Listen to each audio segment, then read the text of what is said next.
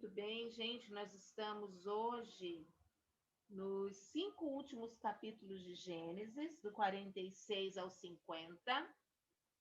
Nós vamos dar uma retomada, né, onde nós estávamos. Nós estávamos falando de José, né, no capítulo 45. Falamos que ele se revelou aos seus irmãos após 22 anos. 22 anos de sofrimento, 22 anos de solidão, 22 anos que ele ficou longe da sua família, então ele se revela aos seus irmãos, né? Na hora de contar tudo para Jacó, nós relembramos também que quando ele viu que José estava vivo, né?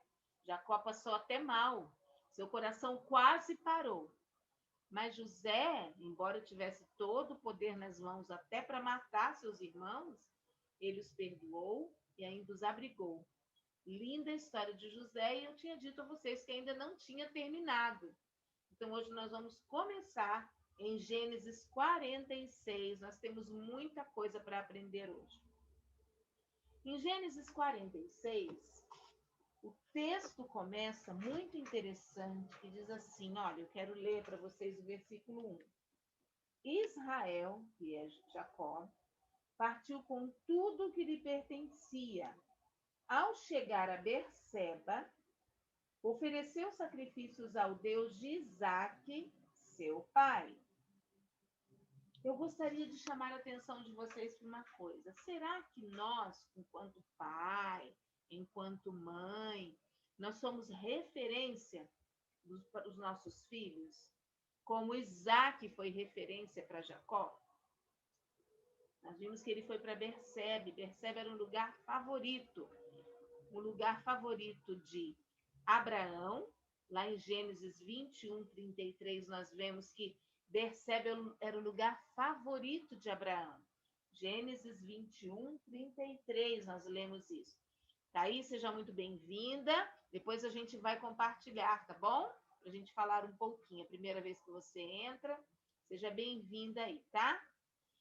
Então, nós estamos aqui falando do capítulo 46 de Gênesis, dizendo o seguinte, que Berseba, que é citado no versículo 1, né, era o lugar preferido de Abraão, a gente lê isso lá em Gênesis 21, 33, e de Isaque, a gente lê isso também em Gênesis 26, 25, está lá no verso 1. Então, eu pergunto, segundo o versículo 1 de Gênesis 46, que Israel, quando chegou em Berseba, ele ofereceu sacrifícios ao Deus de Isaque, seu pai. Será que enquanto mãe eu sou referência para os meus filhos? Meus filhos veem em mim referência para continuar servindo esse Deus? Nós precisamos pensar. No verso 2, Deus tira o temor de Jacó e renova com ele a sua aliança. Quando a gente lê no verso 2, Deus disse assim, e Deus falou a Israel por meio de uma visão noturna.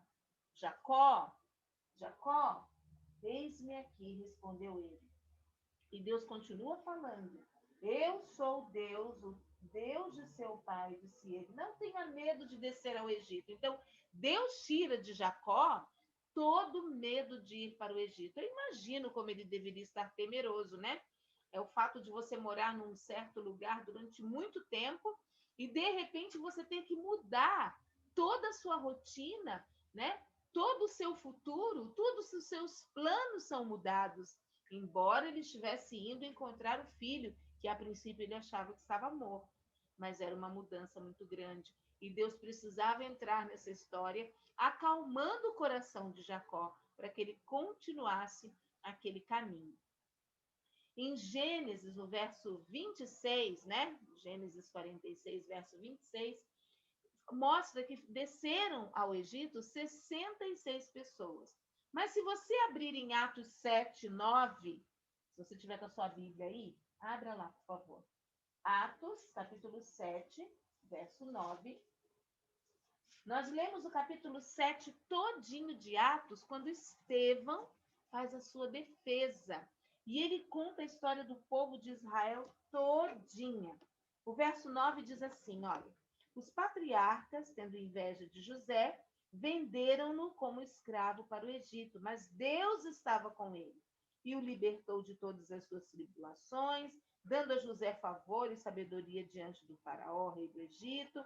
Este o tornou governador do Egito e de todo o seu palácio. Depois houve fome em todo o Egito e em Canaã, trazendo grande sofrimento, os nossos antepassados não encontravam alimento. Ouvindo que havia trigo no Egito, Jacó enviou nossos antepassados em sua primeira viagem. Na segunda viagem dele, José fez-se conhecer por seus irmãos e o faraó pôde conhecer a família de José. Depois disso, José mandou buscar seu pai Jacó e toda a sua família, que eram 75 pessoas. Então, na Bíblia, consta lá em Gênesis 46, 26, 66 pessoas, e aqui em Atos, 75 pessoas. Não importa, o importante, eu quis só dar esse pano de fundo para vocês virem que às vezes um autor fala determinado número, o outro fala outro, o que importa é que Jacó e seus descendentes desceram ao Egito. No verso 28, o que Jacó fez? Vamos ler então, vamos lá de novo para o capítulo 46 de Gênesis, e eu quero ler para vocês esse versículo, o 28. Então, capítulo 46, verso 28, diz assim, olha. Ora, Jacó enviou Judá à sua frente, a José, para saber como ir a Gósen, certo? Então, olha a posição de autoridade agora passa a ser de Judá e não de Rúben.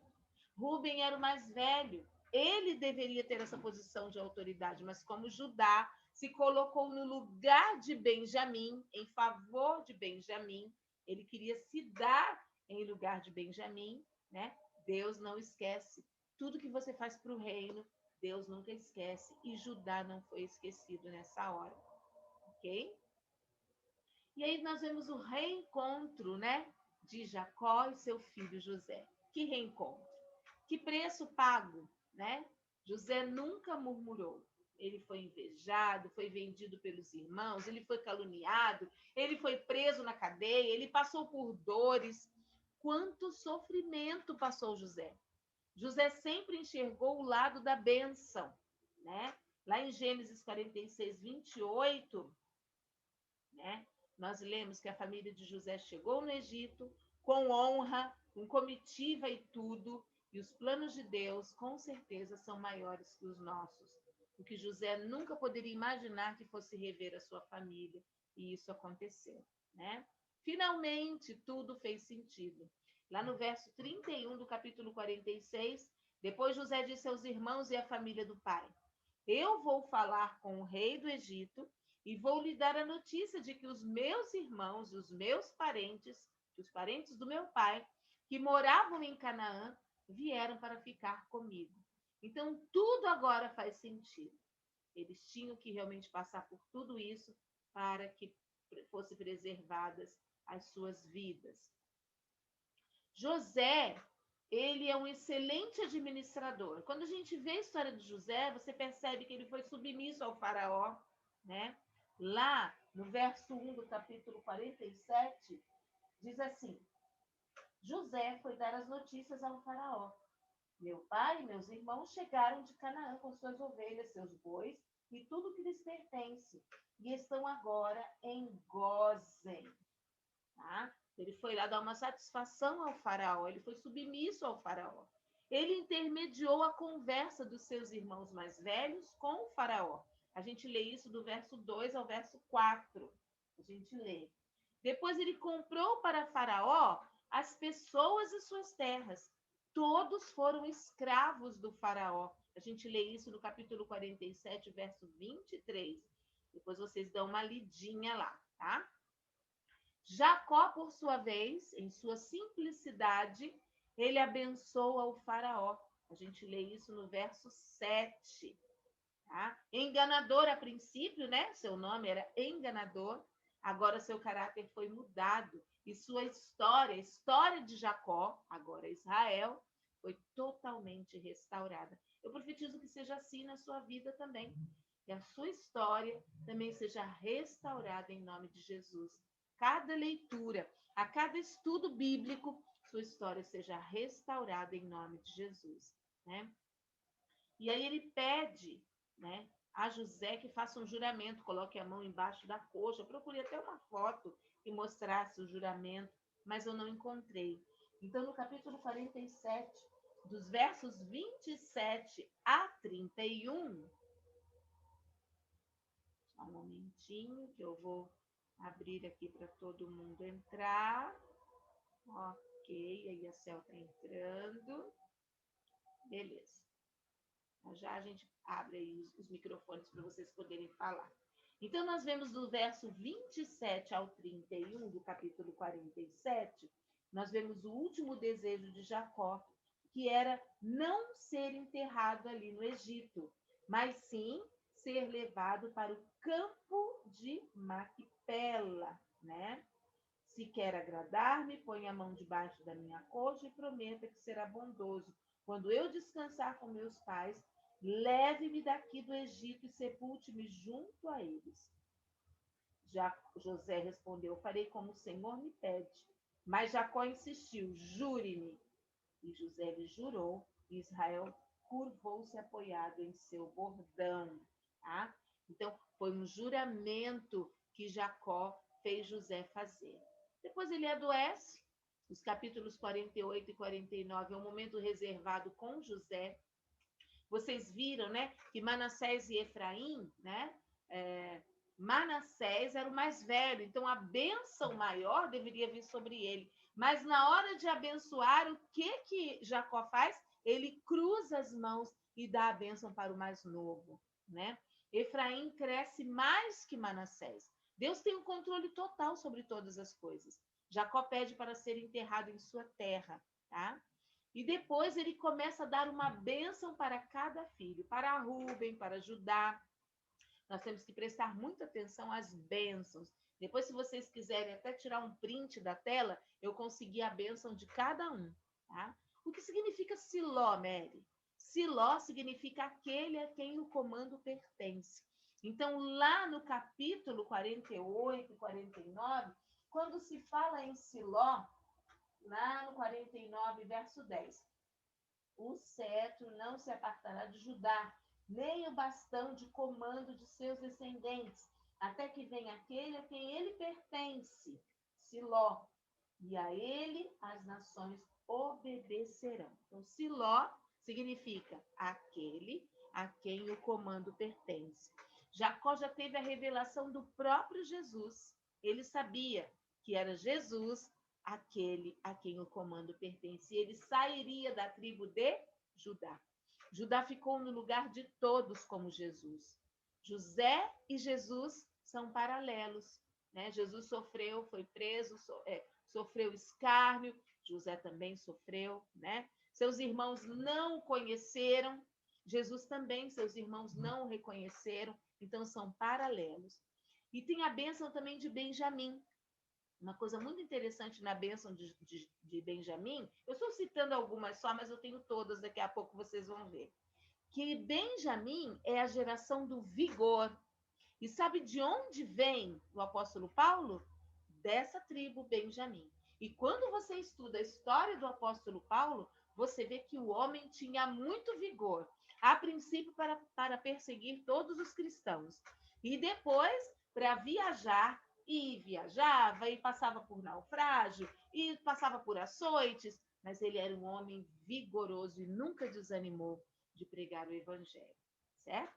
Então, a bênção, que eu vou chamar muita atenção de vocês hoje para a bênção, ela tem muito a ver com cada filho. Então, quando você abre aqui, olha, os filhos de Jacó em Gênesis 49, você vê que Rúben era o primogênito, né? Só que ele era violento como a correnteza. Olha bem. Então, olha, a bênção do pai tem muito a ver com o caráter de cada filho. Simeão e Levi são irmãos. As suas espadas são instrumentos de violência. Lembram da história de Diná? Foi Simeão e Levi que foi lá e matou todos os homens. Eles que foram lá matar. Então, o que acontece? Quando você vê que a bênção do pai tem a ver com o caráter de cada filho, você reconhece que a bênção de Judá é: o Judá é um leãozinho, o cetro não se arredará de Judá, nem o bastão de autoridade dentre seus pés. Zebulon habitará no litoral, onde haverá portos para navios. Futuramente vocês vão ver que cada filho gozou dessas bênçãos todas. Issacar, um jumento forte, deitado entre seus fardos, né? Vem a tribo de Dan. Dan julgará o seu povo. Será serpente na beira da estrada, uma cobra venenosa no caminho. Tudo isso tem a ver com Dan. Gade será atacado por um bando de ladrões, mas depois ele os perseguirá. Futuramente vocês vão ver que essas bênçãos todas têm muito a ver. Tá? Eu vou até printar a tela aqui, depois eu vou colocar para vocês. Azer, a terra de Azer produzirá bons alimentos, dará alimentos que só reis merecem. Naftali é como uma corça solta que tem lindos filhotes, foi a bênção dada a Naftali. Tribo de José, José é como uma planta perto da fonte. Os inimigos o atacam com violência, porém o seu arco ficou firme. Lembrando que José, duas tribos saíram dele, a tribo de Manassés e a tribo de Efraim. E a tribo de Benjamim, Benjamim é como um lobo feroz. Então vocês percebam bem que essas bênçãos vão acompanhar os filhos de Jacó durante muitos anos, até hoje. Se nós formos ver, as tribos aí divididas por toda a terra ainda gozam dessas bênçãos, né? Do pai Jacó. Então ele morre e ele pede para ser enterrado na caverna de Macpela. Lembra que Abraão comprou para enterrar Sara? Aqui já era Canaã e ele não sabia. Então, quando o Jacó morre, a comitiva se levanta para enterrá-lo na caverna de Macpela e ele recebe honras de chefe de estado. Olha quanta honra por conta de José. Israel recebeu. Com a morte de Jacó, o que acontece? Os irmãos, né, ficam preocupados. Agora que o pai morreu, José vai querer acabar com a nossa vida. E José dá uma lição no capítulo 50, do 15 ao 21, depois vocês leem, né? Ele tem um perfil, né, uma atitude de bondade para com seus irmãos muito grande após a morte de seu pai. E lá no verso 19 eu quero evidenciar para vocês que ele fala assim: não tenham medo, estaria eu no lugar de Deus? Vocês planejaram o mal contra mim, mas Deus o tornou em bem, para que hoje fosse preservada a vida de muitos. Por isso, não tenham medo. Eu sustentarei vocês e seus filhos. E assim os tranquilizou e lhes falou amavelmente. Que homem é José! Que lição nós podemos aprender com José, né? E é claro que José, antes da sua morte, ele também faz o mesmo pedido, que quando eles saíssem do Egito, certo? Que não deixassem ali os seus ossos, mas que eles levassem para onde eles fossem. É o pedido de José. Ok? Então, antes de sua morte, José faz um pedido, deixou um legado de amor e de perdão para que nós pudéssemos seguir. Ok? Bem, minhas queridas, meus queridos, né, que estão aqui hoje, né? É um prazer ter vocês. Agora vocês podem abrir o microfone e nós vamos aqui comentar algumas coisinhas. Eu quero só interromper a gravação, que vocês vão receber daqui a pouco. Antes, porém, eu vou até compartilhar a tela de novo, mas pode deixar o microfone aberto. Oi, Débora, tudo bem? E a Cel, tudo bem? Thaís, fiquem à vontade, tá? Um prazer ter vocês aqui. A Thaís está entrando pela primeira vez. Trabalhamos juntas indo para Mogi, minha lindona. Que prazer ter você aqui. Muito prazer mesmo. Seja muito bem-vindo. Eu separei uma surpresa para vocês, que é o meu voar dessa semana. Eu não postei lá no grupo, mas agora eu vou postar, viu? Eu estou vendo vocês aí, ó, fazendo cada voar tão lindo, né? E eu fiz o meu também. Então, eu quero postar o meu, mas antes eu quero falar um pouquinho dele para vocês. O meu voar, já estou prevendo Êxodo, capítulo 1. Então, eu fiz o voar baseado no primeiro capítulo de Êxodo, e eu quero chamar a atenção de vocês para observações que eu fiz. Os nomes dos filhos de Israel aparecem do verso 1 ao verso 4. Vocês podem conferir isso também em Gênesis 46, do 8 ao 26. Os filhos de Israel cresceram e se multiplicaram. A cada gravidez, as mulheres tinham de 3 a 4 filhos. Isso eu pesquisei num site chamado Apologeta. Ele me dá todos esses detalhes nas observações. As fêmeas no Egito, tanto de humanos quanto entre os animais, superam todas as outras na fertilidade. Se você for ler, e você vai ler essa semana, o verso 7 fala sobre isso. Cerca de 70 anos depois da morte de José, o Alto e o Baixo Egito foram unidos em um só reino.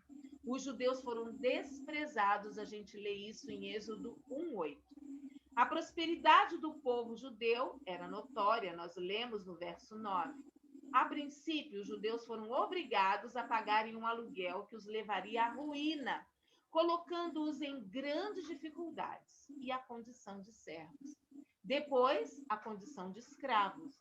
Eles edificaram para Faraó a cidade de armazenamento, isso está descrito no verso 11, em 2 Crônicas 11, 1, até o capítulo 12, 16.